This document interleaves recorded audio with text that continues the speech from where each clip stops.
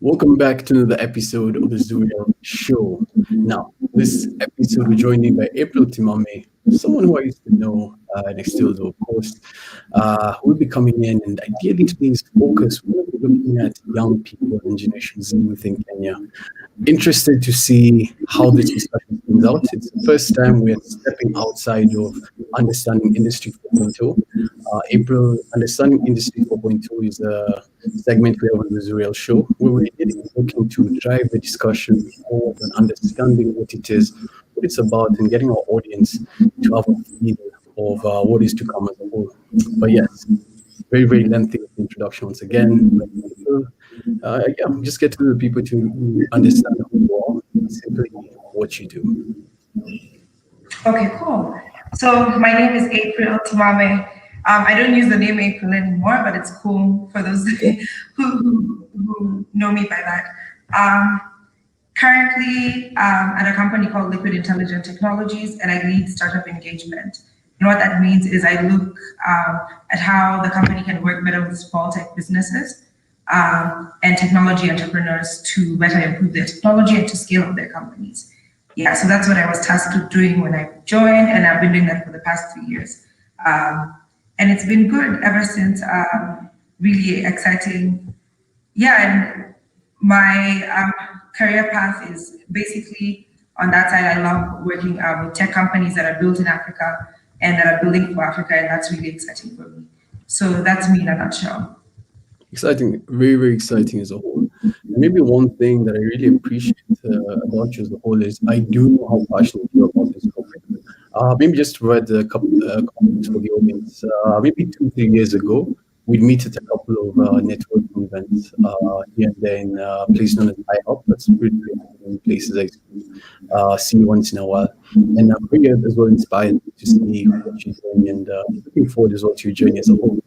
So to kick off the discussion, one thing we always get in as Zuriel and to help the audience understand you as a whole is really ask our guests, what is one lesson you learned in high school that you feel is still relevant to you today as a whole in your career at the moment? Wow, that's tough. I think one lesson I learned in high school, like let's just say on a personal level, is how different people are and how people come from very different places. And you meet these people in the workplace, and you get to know them just a little bit better, and you get to know like a diverse group of people. So you learn different things about people, and you realize that everyone wasn't raised the same, but you also pick up lessons from other people. And I think that's something I've carried with me all through. I mean, I didn't see myself having to handle a whole continent through my job, but then you also realize how people from different countries relate and how they treat each other differently. And you can't be a Kenyan everywhere you go. You have to diversify people. So that's something I think I really learned from high school that I've carried on. Excellent. And very, very informative as well. So to kick off the question, as we look at how can the youth ideally approach the job market in the digital age as a whole, maybe I can just ask you, what is ideally one thing or one lesson that you wish you learned in your career, before you stepped into it? I think for me, I've had 3 big employers so far. And I wish I understood how different workplaces are, how different employers are. When you're in a workplace and it's really progressive and they're willing to try everything and work in very different ways. And then you enter a more corporate workplace and you realize you have to really adjust and you have to be very straight and have to go with the flow of things. So I think that's one thing I wish I knew before going in. I think my first workplace was very cool, and we were allowed to work at different times of the day and work in whatever way fit for us. And then I entered a corporate workspace and realized I have to work very differently. But then even now, and I think with this time we're living in COVID time, I think we've had to all evolve a lot. So I'm just appreciating where I'm at. I mean, I work a job that's flexible, that's exciting, and that fits how I am. But then also I had to realize that not every employer is going to be like this one. Yeah, so you evolve with your workplace, and that's something I wish I knew before I started working. Very valuable, very, very valuable as a whole.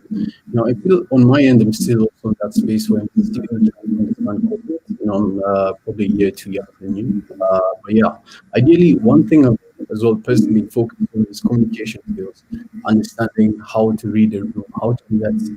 When is it the time to constant, how you can say, put your forward, and when is it time to ideally listen? Because as you said, people are different and people react differently as a whole, culture and the norm within the organization. So interesting point there. Yeah. Also,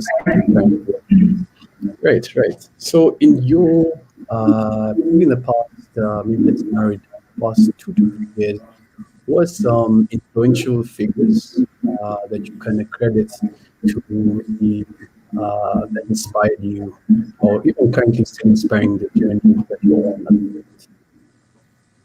Yeah, I think at the top of my list is definitely. So I have a colleague. Her name is Helena, but then she's a colleague and a mentor as well because she is older than me. But I just love how her career has evolved and how she's made her career all about being passionate about what she's doing and who she's doing it for. And you can see that in how she does her things and how she chooses to work. So that's something that I'm picking up and learning. So just working with a really clear purpose about what it means and what it means also to be from this continent and what it means to do things from this for the continent and for the people of the continent. So that's something. And also I think I'll credit my mom. I know that's common, but then my mom is a huge influential figure when it comes to breaking barriers. In life and in career, I mean, she's taken up like a very diverse field. First as a woman, and then just tailoring it to be very much about herself. My mom is a dispatch manager, and I'm always like, "How do you do that in heels?" And she's really cool at what she does. So yeah, those are two people at the top of my list, and they're women. Excellent, excellent. I was actually going to mention that it's very good that they're actually women. Something interesting we're actually doing in the month of April 9th specifically, we're having the Young Women Technology East Africa Summit. And ideally, it's featuring a range of women leaders across East Africa, specifically in tech. And the summit is how this is the future of work as a whole. Maybe I just wanted to get your 2 cents in terms of where you are in your career. What are some challenges, if any, have you experienced, as a lady or the woman in the workplace? Something you noticed, gender, if you don't mind sharing that is. Like I said, I think the place that I'm at now has been really progressive. And even my past two jobs, I think very progressive in just accommodating that. I think something that was really for me, I mean, when I joined, I only found one other woman in my department. And I think we've been ready to accommodate and we've grown in terms of how many women have been hired and how many women work there. It's getting really exciting. So I think I wouldn't say it's a challenge. I think it's just things that people are working on.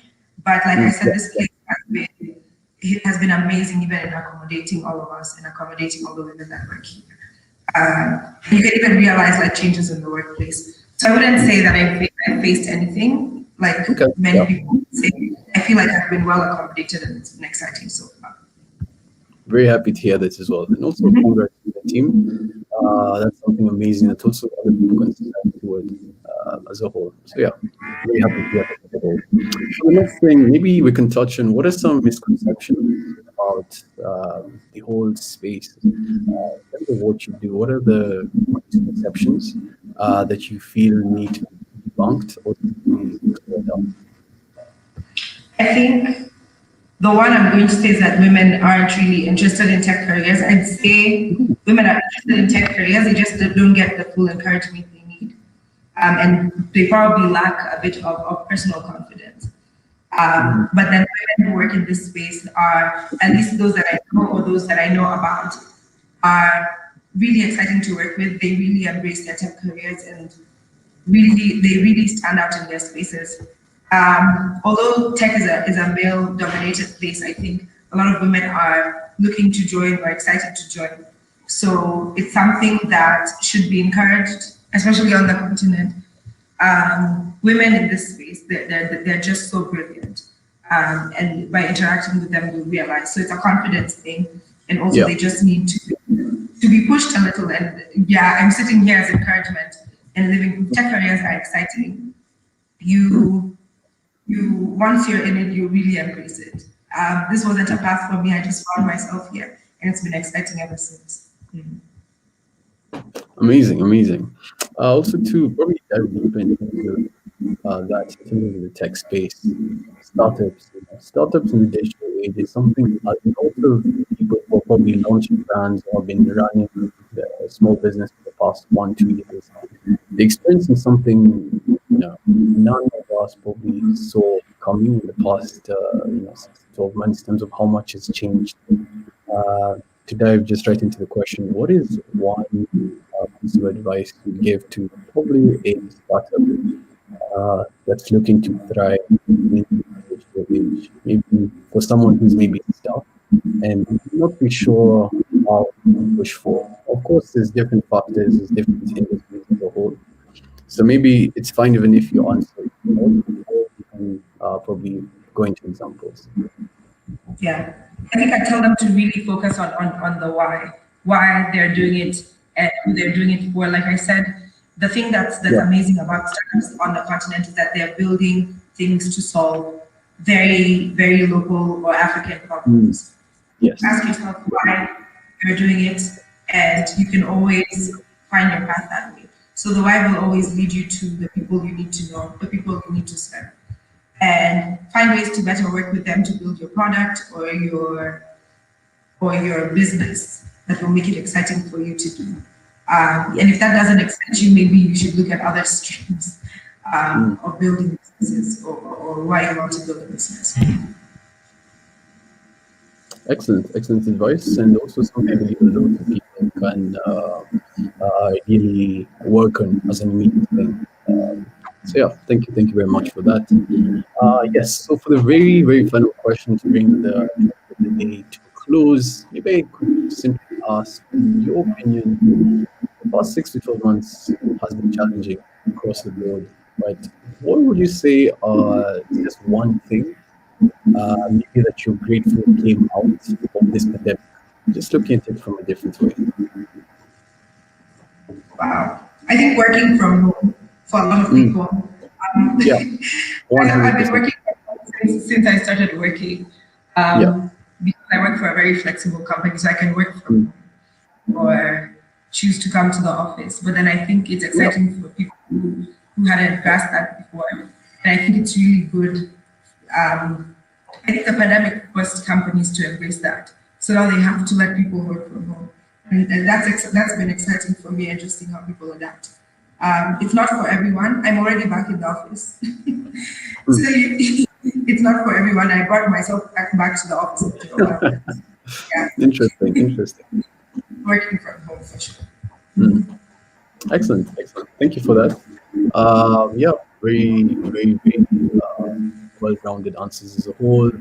Now for the very final question of the day, maybe I can ask you this. Usually we take this segment ideally to focus on the youth. We like to see how we can ideally get our guests' unique stories in terms of who they are in this one question. And how would you advise, let's say, people who is leaving high school? What's sort of one piece of advice that you give yourself, knowing what you know about your journey and how things have been this past couple of years? Yeah, I think something I would ask myself would be, I actually wrote this one down. Sorry for that. Yeah. Advice. Yeah. Sorry. It's where I wrote it down earlier before we actually started it. The question is, where am I right with talent, and where do I quickly deflate?